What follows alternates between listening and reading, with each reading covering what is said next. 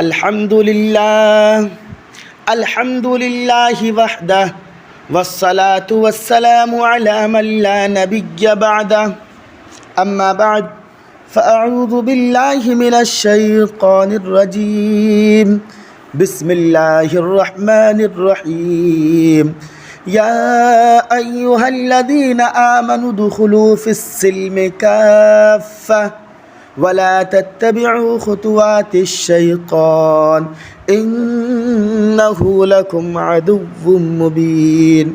وقال النبي صلى الله عليه وسلم اللهم بارك لنا في رجب وشعبان وبلغنا رمضان. وقال النبي صلى الله عليه وسلم في موضع آخر شعبان شهري ورمضان شهر الله او کما قال علیہ الصلاۃ والسلام. عزت و احترام کے مستحق معزز علماء کرام و حجاج عظام، پیاروں اور محبتوں کے مستحق قابل قدر نوجوان دوستوں، ساتھیوں اور عزیز بچوں، آج کی اس مبارک محفل میں اپنے دل کی دھڑکن، اپنے ضمیر کی آواز اور اپنے قلب کی داعیہ پیش کرنے کی کوشش کروں گا. اپنے جذبات پر قابو پا کر سنجیدگی و متانت کے ساتھ کچھ کہنا چاہوں گا. مجھے امید ہے کہ آپ حضرات بھی سنجیدگی و متانت کے ساتھ میری باتوں کو بغور سماعت فرمائیں گے. بزرگان محترم، شعبان کا مہینہ چل رہا ہے. یہ مہینہ شرعی احکام کے اعتبار سے رمضان المبارک کا مقدمہ ہے، کیوں کہ اس کے فوراً بعد رمضان کا مبارک مہینہ آنے والا ہے. یہ شعبان کا مہینہ کتنی برکت والا ہے، خود اس کے نام سے پتہ لگا سکتے ہیں کہ ہمارے آقا جناب رسول اللہ صلی اللہ علیہ وسلم نے اس مبارک مہینے کا نام شعبان المعظم رکھا. شعبان کے معنی شعبان اور معظم کے معنی عظمت والا، احترام والا. جس مہینے کا نام ہمارے آقا جناب رسول اللہ صلی اللہ علیہ وسلم عظمت والا مہینہ نام رکھے، اس سے بڑی فضیلت کیا ہو سکتی ہے. اسی طرح ہمارے آقا جناب رسول اللہ صلی اللہ علیہ وسلم نے دوسری حدیث میں فرمایا شعبان شہری و رمضان شہر اللہ، یعنی شعبان میرا مہینہ ہے اور رمضان اللہ تبارک و تعالیٰ کا مہینہ ہے. جس مہینے کی نسبت ہمارے آقا جناب رسول اللہ صلی اللہ علیہ وسلم اپنی طرف کرے تو وہ مہینہ کتنا عظمت والا ہوگا، کتنا برکت والا مہینہ ہوگا. اس ماہ شعبان میں حضور اقدس صلی اللہ علیہ وسلم کے کچھ معمولات تھے جو اس مہینے میں آپ انجام دیا کرتے تھے. ان میں سے ایک معمول پہلے ہی جمعے میں عرض کر چکا ہوں کہ جب حضور اقدس صلی اللہ علیہ وسلم ماہ رجب کا چاند دیکھتے تو یہ دعا فرمایا کرتے تھے کہ اللہم بارک لنا فی رجب و شعبان وبلغنا رمضان. اے اللہ، ہمارے لیے رمضان اور شعبان کے مہینوں میں برکت عطا فرما اور ہمیں رمضان تک پہنچا دیجئے، یعنی ہماری عمر اتنی دراز کر دیجئے کہ ہم رمضان کا مہینہ اپنی زندگی میں پالیں اور اس کی برکات سے فیوض سے بہرور ہو سکیں. ایک معمول تو آپ صلی اللہ علیہ وسلم کا اس کے دعا کرنے کا تھا. دوسرا معمول یہ تھا کہ جب حضور اقدس صلی اللہ علیہ وسلم شعبان کے مہینے میں داخل ہوتے، حضرت عائشہ رضی اللہ عنہا ایک حدیث میں روایت فرماتی ہیں کہ حضور اقدس صلی اللہ علیہ وسلم شعبان کے مہینے میں کثرت سے روزہ رکھا کرتے تھے. روزے رکھنے کو رمضان المبارک کی تیاری سمجھ لیں یا اس کی مشق سمجھ لیں اور اس کا استقبال سمجھ لیں. بہرحال حضور اقدس صلی اللہ علیہ وسلم اس مہینے میں کثرت سے نفلی روزہ رکھا کرتے تھے. یہ روزے واجب نہیں، فرض نہیں، لیکن شعبان کے کسی دن میں بھی اللہ تعالیٰ روزہ رکھنے کی توفیق عطا فرما دے تو دوسرے دنوں کے روزوں سے زیادہ فضیلت رکھتا ہے اور زیادہ اجر و ثواب کا موجب ہے۔ کوئی تعداد مقرر نہیں، کوئی دن مقرر نہیں، بلکہ جس دن بھی اللہ تعالیٰ کی طرف سے توفیق ہو جائے اس میں نفلی روزے رکھ لینا چاہیے۔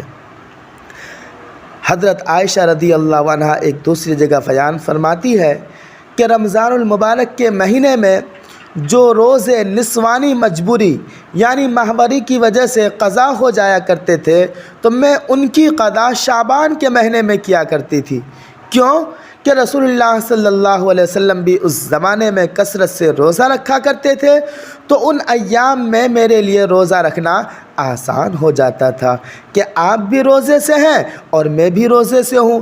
اس سے شعبان کے روزوں کی فضیلت معلوم ہوتی ہے۔ البتہ حضور اقدس صلی اللہ علیہ وسلم نے ساتھ ہی صحابہ کرام کو یہ بھی ہدایت دی تھی کہ رمضان سے ایک دن پہلے یا 2 دن پہلے روزہ نہیں رکھنا چاہیے، بلکہ روزہ چھوڑ دینا چاہیے۔ اس کی ایک وجہ تو یہ ہے تاکہ انسان رمضان کا استقبال نشاط کے ساتھ کر سکے، رمضان سے پہلے ہی روزہ رکھنے سے کمزور نہ ہو چکا ہو۔ ایک وجہ علماء کرام نے یہ بیان فرمائی ہے، اور دوسری وجہ جو اس سے زیادہ گہری ہے وہ یہ کہ دین اتباع کا نام ہے۔ اللہ تعالیٰ کی حکم کی اتباع، حضور اقدس صلی اللہ علیہ وسلم کی حکم کی اتباع کرنے کا نام ہے۔ اپنا شوق پورا کرنے کا نام دین نہیں، اور جذبات کی تسکین کا نام دین نہیں، بلکہ اللہ جل شانہ نے اور ہمارے آقا جناب رسول اللہ صلی اللہ علیہ وسلم نے جو حکم فرما دیا اس کی پیروی کرنے کا نام دین ہے۔ جو اس کے خلاف قدم اٹھائے گا وہ کبھی کامیاب نہ ہو سکے گا۔ خلاف راہ پیغمبر قدم جو بھی اٹھائے گا، خلاف راہ پیغمبر قدم جو بھی اٹھائے گا، کبھی منزل نہ پائے گا، کبھی رستہ نہ پائے گا۔ اسی لیے شریعت نے یہ حکم دیا کہ رمضان سے 1-2 دن پہلے روزہ رکھنا چھوڑ دو۔ کیوں چھوڑ دو؟ اس لیے کہ 1-2 دن پہلے سے روزہ رکھنا شروع کرو گے تو گویا کہ تم اپنی طرف سے رمضان کے روزوں میں اضافہ کر لو گے۔ اللہ تبارک و تعالیٰ نے تم پر 30 یا 29 روزے فرض کیے تھے، تم نے شعبان کے آخر کے 2 روزوں کو بھی اسی کے ساتھ ملا دیا تو رمضان کے روزے 31 یا 32 ہو جائیں گے۔ یہ اپنی طرف سے فرض روزوں کے اندر اضافہ ہوگا، اور شریعت نے اس بات کا اہتمام کیا ہے کہ اللہ تعالیٰ کے مقرر کیے ہوئے فرائض میں کوئی بھی شخص کوئی بھی اضافہ نہ کرے اور کوئی کمی بھی نہ کرے، اس لیے شعبان کے آخری دنوں میں روزہ رکھنے سے منع فرمایا۔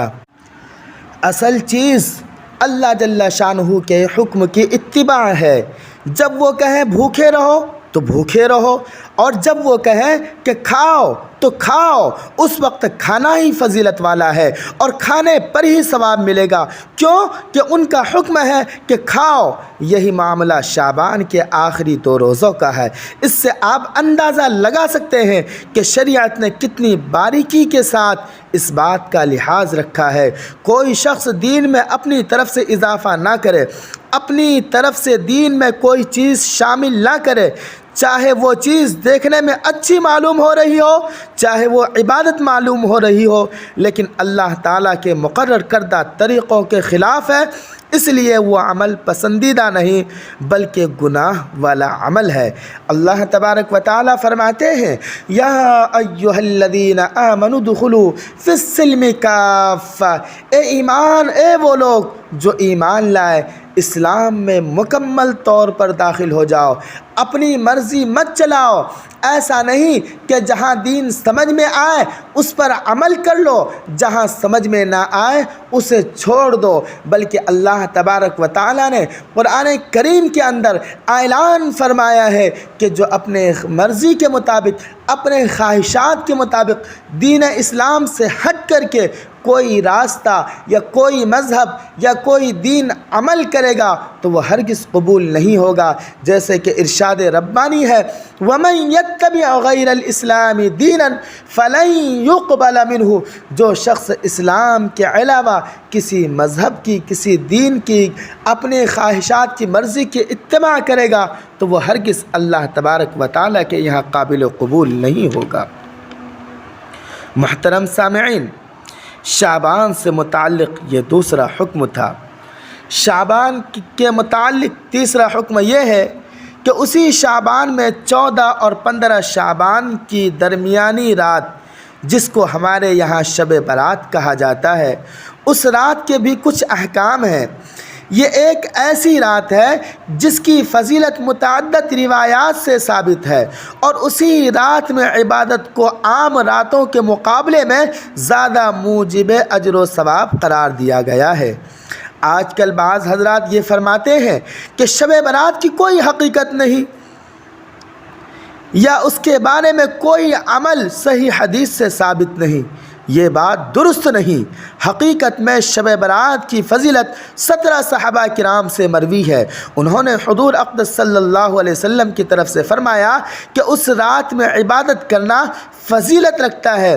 ان میں سے بعض روایتیں سند کے اعتبار سے کمزور بھی ہیں، لیکن ان تمام روایتوں کا مجموعہ بے اصل اور بے بنیاد نہیں۔ اس لیے علماء محققین کا کہنا یہی ہے کہ شب برات خصوصی فضیلت رکھتی ہے، اور اس میں عبادت کا اور نفلی نمازوں کا مسلمانوں کو اہتمام کرنا چاہیے۔ بعض روایتوں میں آتا ہے کہ اس رات میں اللہ تعالیٰ کا منادی آواز لگاتا ہے کہ حل من مستغفر فاغفر لہ، سنو کیا ہے کوئی جو اپنے گناہوں کی مغفرت مانگنے والا ہو اور میں اس کی مغفرت کروں۔ اس رات کے نام ہی ہے شب برات۔ شب کے معنی رات اور براءت کے معنی الگ ہونا، جدا ہونا۔ اس مہینے کے اندر جو بھی اور اس رات کے اندر بالخصوص جو بھی اللہ تبارک و تعالیٰ سے اپنے گناہوں کی توبہ کرے گا، اللہ تبارک و تعالیٰ اس کے گناہوں کو ختم کر دیں گے اور اس کو گناہوں سے بری الذمہ کر دیں گے۔ اسی طرح اعلان ہوتا ہے حل من مبتلا فعافیہ، ہے کوئی مبتلا مصیبت جس کی مصیبت کو میں عافیت سے تبدیل کروں۔ ساری رات اللہ تعالیٰ کی طرف سے یہ اعلان ہوتا رہتا ہے، لہذا اس رات میں جاگنا اور عبادت کرنا عام راتوں کے مقابلے میں زیادہ فضیلت کا سبب ہے، بشرطے کہ وہ عبادت اسی طرح کی جائے جس طرح حضور اقدس صلی اللہ علیہ وسلم نے فرمائی ہے۔ شب برات کی رات میں انسان کے لیے اللہ تعالیٰ کے یہاں سے رزق کے فیصلے ہوتے ہیں۔ ہم سارا سال رزق کے بارے میں شکوے شکایت کرتے ہیں کہ ہمارے اوپر قرض ہے، ہمیں تنگی ہے۔ لو بھائی، اس سے بہتر ہے کہ ہم سارے سال کے شکوے شکایت چھوڑ دیں۔ آج کی رات جب روزی تقسیم ہو رہی ہو تو ہم اللہ سے رزق مانگ لیں، خوب مانگے، اتنا زیادہ مانگے کہ اللہ تبارک و تعالیٰ سے ہمیں دوبارہ شکوہ شکایت کرنے کی ضرورت نہ پڑے۔ جو غیر شادی شدہ ہیں وہ اپنے لیے اچھے رشتے مانگے، جو شادی شدہ ہیں وہ اللہ تعالیٰ سے اولاد مانگے، جو اولاد والے ہیں وہ اللہ تبارک و تعالیٰ سے نیک اولاد کی دعا کرے، جو بیمار ہے وہ صحت کے لیے دعا کرے، اپنے لیے دعا کرے، اپنے گھر والوں کے لیے دعا کرے، اپنے رشتہ داروں کے لیے دعا کرے، اپنے ملک کے لیے دعا کرے، اور تمام مسلمانوں کے لیے دعا کرے، بلکہ تمام انسانوں کے لیے دعا مانگے۔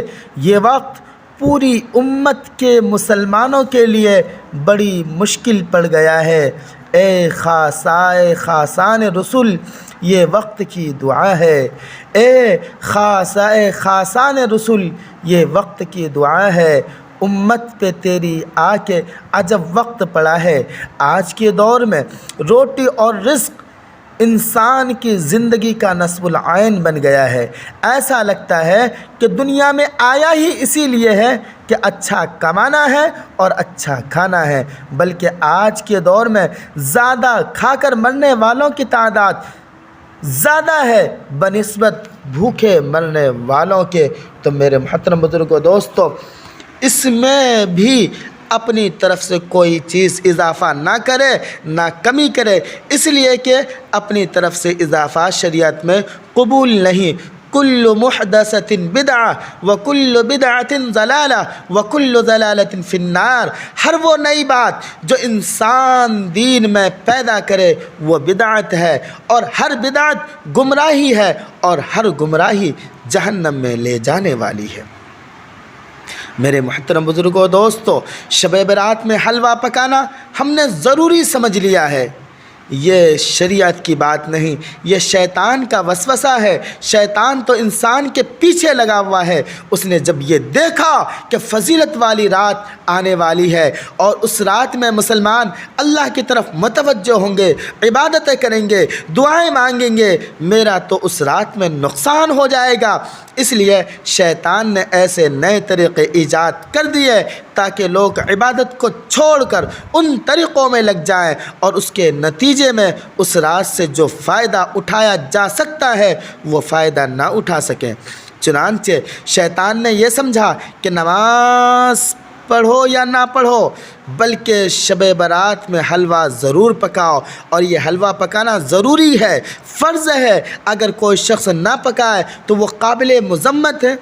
لو بھائی، اس کے گھر تو شب برات کا حلوہ ہی نہیں پکتا، یہ تو وہابی ہے، کنجوس ہے، بخیل ہے۔ اب بتائیے کہ حلوہ کا ذکر قرآن کریم میں ہے، حدیث میں ہے، یا صحابہ کے عمل میں کہیں ہے کہ شب برات میں حلوہ پکنا چاہیے؟ قرآن کریم میں اللہ تعالیٰ نے نہ حضور صلی اللہ علیہ وسلم نے حدیث میں بیان فرمایا، نہ صحابہ کرام کے عمل سے ثابت ہے، مگر شیطان نے یہ چیز پھیلا دی اور اس کو فرض واجب سے زیادہ ضروری قرار دیا۔ اگر کسی سے کہا جائے کہ حلوہ مت پکاؤ، یہ بدعت ہے، تو جواب دیتے ہیں کہ حلوہ پکانے میں کیا حرج ہے؟ حلوہ کوئی حرام چیز ہے؟ ارے بھائی، حلوہ حرام نہیں تو تم روزانہ پکاؤ، لیکن شب برات کو خاص طور پر حلوے کے لیے مخصوص کر لینا اور اس کو فرض واجب قرار دینا، کوئی نہ پکائے تو اس پر ملامت کرنا، یہ اپنی طرف سے دین میں اضافہ ہے جو اللہ تعالیٰ کو گوارا نہیں۔ محترم سامعین، یہ مبارک راتیں جن میں جاگنے اور عبادت کرنے کا حکم دیا گیا ہے، اس عبادت کا اصل طریقہ یہ ہے کہ آدمی براہ راست اپنے پروردگار کے ساتھ رشتہ قائم کرے، تنہائی میں اور خلوت میں اللہ تعالیٰ کی بارگاہ میں حاضر ہو، بس وہ ہو اور اس کا اللہ ہو، اور اس رات میں عبادت بھی کریں، سجدے بھی کریں، دعائیں بھی مانگیں، تلاوت بھی کریں۔ جتنا خلوت میں اللہ تعالیٰ کی عبادت کرے گا اتنا ہی اللہ تعالیٰ کے ساتھ تعلق مضبوط ہوگا، اتنا ہی اجر و ثواب زیادہ ملے گا، اتنی ہی دعائیں قبول ہوگی۔ لیکن آج کل ہم نے ان راتوں میں جلسوں کا سلسلہ شروع کر دیا، میلاد کا سلسلہ شروع کر دیا، قرآن خوانی کا سلسلہ شروع کر دیا۔ یہ مبارک رات جلسوں کے انتظام میں صرف ہو رہی ہے، کھانے پکانے میں لگ رہے ہیں، دیگیں چڑھ رہی ہے، دعوتیں ہو رہی ہے۔ نتیجہ اس کا یہ ہوا کہ وہ رات کہ جس کا ایک ایک لمحہ قیمتی تھا وہ ان فضول کاموں میں صرف ہو رہی ہے۔ ارے اللہ تعالیٰ نے یہ مبارک رات عطا فرمائی ہے، اس میں جتنا بھی موقع مل جائے بس گوشائے تنہائی میں اپنے اللہ سے رابطہ قائم کرو۔ اس رات میں نفل نمازیں پڑھو، لمبی لمبی سورتیں اگر یاد ہو تو وہ ان نمازوں میں پڑھو، دعائیں کرو، مناجات مسنون میں جو دعائیں درج ہیں وہ کریں، اپنے لیے دعا کریں۔ آج پوری امت مسلمہ ایک عظیم آزمائش میں مبتلا ہے، اور خاص طور پر ہمارا ملک چاروں طرف سے خطرات میں گھرا ہوا ہے۔ اس لیے دعا کریں، اللہ تعالیٰ سے مانگیں، ان کاموں میں اس رات کو صرف کرنا چاہیے۔ اللہ تعالیٰ اپنے فضل و کرم سے ہم سب کو اس کی توفیق عطا فرمائے۔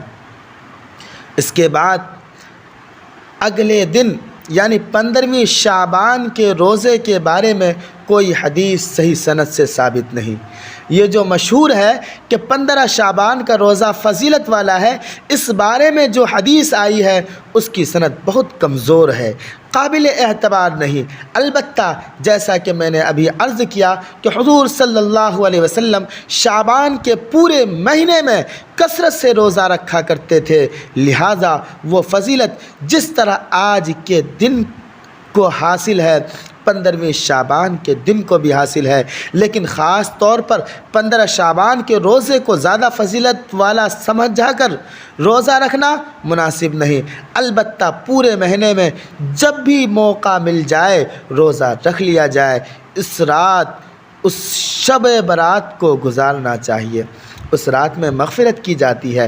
البتہ اس رات کے بارے میں ایک حدیث شریف میں آتا ہے کہ اللہ تعالیٰ اس رات میں اتنے لوگوں کی مغفرت فرماتے ہیں جتنے قبیلہ بنی کلب کے بکریوں کے جسم پر بال ہوتے ہیں۔ عرب کا قبیلہ بنی کلب ایک بہت بڑا قبیلہ تھا اور وہ بکریاں بہت پالتے تھے اور ہر بکری کے جسم پر بہت بال ہوتے تھے۔ سارے قبیلوں کی بکریوں کے جسم پر جتنے بال ہوتے ہیں اسی مقدار میں اللہ تعالیٰ انسانوں کی مغفرت فرما دیتے ہیں۔ محترم سامعین، اللہ کا کرم ہے کہ اللہ نے ہمیں شریعت دیا، قرآن دیا، تمام چیزیں دیا، ہم لوگ اچھی زندگی گزار رہے ہیں، ورنہ دوسرے لوگ جن کے پاس قرآن نہیں ہے، حدیث نہیں ہے، کوئی طریقہ نہیں ہے، وہ سور کھا رہے ہیں، کتے کھا رہے ہیں، خنزیر کھا رہے ہیں، بلی کھا رہے ہیں، جو مرضی ہے سو کھا رہے ہیں۔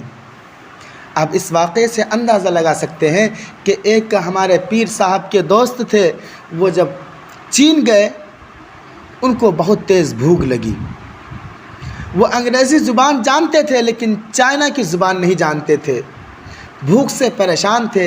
ایک شخص گزرا، اس کو بلائے اور بلا کر کے وہ اپنی بات سمجھانا تو نہیں چاہ سکتے تھے، لیکن انہوں نے اشارے سے اپنے پیٹ کی طرف اشارہ کر کے بتلایا کہ مجھے بھوک لگ رہی ہے، کہیں کھانا کا نظم ہو تو وہاں مجھے پہنچا دیجیے۔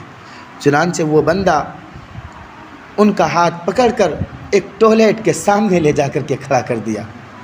سوچا کہ اس کے پیٹ میں مڑوڑ ہو رہی ہے اور اس کو بیت الخلاء کی ضرورت ہے، اس لیے سامنے وہاں لے آ کر کے پہنچاتے۔ جب دیکھتا ہے کہ سامنے تو بیت الخلاء ہے، اسے شرمندگی ہوئی، پھر وہ دوبارہ واپس آیا، پھر ایک اور بندے کو آتے ہوئے دیکھا۔ جب دیکھا کہ وہ اس کے قریب آ گیا ہے تو اسے دوسرا طریقہ سے اپنی بات کو سمجھانا چاہا کہ منہ کی طرف اشارہ کیا اور کہا کہ مجھے بھوک لگی ہوئی ہے، کہیں ہوٹل تک مجھے پہنچا دیجیے۔ چنانچہ وہ شخص ان کو ایک ہوٹل کی طرف لے کر کے گیا۔ جب ہوٹل میں پہنچے ہیں تو دیکھ رہے ہیں کہ ایک طرف مچھلیاں تلی ہوئی ہے، ایک طرف گوشت بن رہے ہیں، وہیں اس کی نظر اس جگہ بھی پڑی ہے کہ ایک چوہا ہے، بالکل اس کے پاؤں ہاتھ سلامت ہے، فرائی کیا ہوا ہے۔ اس کے دل میں بڑا گھن محسوس ہوا، کہیں دیکھ رہے ہیں کہ بلی ہے، کہیں دیکھ رہے ہیں کچھ بندر ہے، کہیں کچھ ہے، پریشان ہو گیا۔ لیکن بھوک لگی ہوئی تھی کہ مرتا تو کیا نہ کرتا۔ ایک طرف دیکھا کہ بڑی بڑی بوٹیوں والا گوشت بنا ہوا ہے، چنانچہ اس کے طرف گیا اور ہوٹل والے سے کہا کہ مجھے بھائی یہ دے دو۔ چنانچہ جب ہوٹل والا سالن نکالنے لگا، سوچا میں تو کھا تو لوں گا لیکن پوچھ تو لوں کہ یہ کس چیز کا گوشت ہے۔ چنانچہ جب ان سے پوچھا تو بتایا کہ بھائی یہ اس کا گوشت ہے، یعنی کتے کی طرف اشارہ کر کے بتایا کہ یہ کتے کا گوشت ہے۔ تو میرے محترم بزرگوں، دوستو، ہمارے آقا جناب رسول اللہ صلی اللہ علیہ وسلم نے جو ہمیں باتوں کا حکم دیا ہے اسی پر ہم عمل کریں، جو نہیں ہے اس کو چھوڑ دیں۔ دوسری بات، آخری بات، اس رات میں قبرستان جانے کے بارے میں عرض کرنی ہے، وہ یہ ہے کہ ایک روایت میں آتا ہے کہ ساری حیات طیبہ میں جناب رسول اللہ صلی اللہ علیہ وسلم صرف ایک مرتبہ اس رات میں جنت البقیع کے قبرستان میں تشریف لے گئے، اور وہ روایت بھی سندن اتنی زیادہ مضبوط بھی نہیں ہے، اور وہاں پر قبلہ رو ہو کر دعائیں مانگی، لیکن پوری زندگی میں ایک ہی مرتبہ پیش آیا، ہر سال جانے کا معمول نہیں تھا۔ لہذا اگر کوئی اس نیت سے قبرستان جائے کہ حضور صلی اللہ علیہ وسلم بھی ایک مرتبہ تشریف لے گئے تھے، میں بھی چلا جاتا ہوں، تو اس میں کوئی حرج نہیں، لیکن اس کو ایک مستقل سنت قرار دینا کہ ہر سال جانا ضروری ہے، یہ سمجھنا درست نہیں۔ اسی طرح اگر کوئی شخص قبرستان جا کر اپنے مردوں کے حق میں دعائیں کرے اور اپنے حق میں دعائیں کرے تو اس میں کوئی مضائقہ نہیں۔ اللہ تعالیٰ اپنے فضل و کرم سے اور اپنی رحمت سے ہمیں اس راز سے صحیح فائدہ اٹھانے کی توفیق عطا فرمائے اور اپنے غضب اور ناراضگی کے اسباب سے ہماری حفاظت عطا فرمائے اور ہمیں تمام خرافات، بدعات، شرک سے حفاظت عطا فرمائے۔ انہی چند باتوں پر میں اپنی بات کو ختم کرتا ہوں۔ وآخر دعوانا ان